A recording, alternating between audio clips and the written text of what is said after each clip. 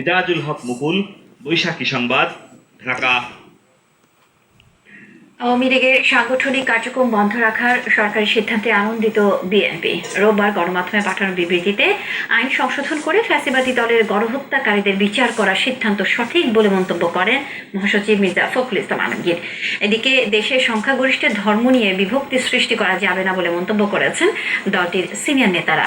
সবাই নির্বাচন চাইলেও সরকারের নিশ্চুপ আচরণ নিয়েও প্রশ্ন তোলেন তারা। আরও জানাচ্ছেন গোলাম মোর্শেদ। গেল বৃহস্পতিবার থেকে লাগাতার আন্দোলনের মুখে শনিবার আওয়ামী লীগের কার্যক্রম নিষিদ্ধ করার সিদ্ধান্ত নেয় অন্তর্বর্তী সরকার। বিষয়টিকে সাধুবাদ জানিয়ে রোববার গণমাধ্যমে বিবৃতি দেয় বিএনপি। এতে দলের মহাসচিব আলমগীর বলেন, প্রাসঙ্গিক আইন সংশোধন করে গণহত্যাকারীদের বিচারের সিদ্ধান্ত সঠিক। তবে বিএনপির দাবি মেনে আগেই এই সিদ্ধান্ত নেওয়া হলে চাপের মুখে ব্যবস্থা নেওয়ার মতো বিব্রতকর ও অনভিপ্রেত অবস্থায় সরকারকে পড়তে হতো না।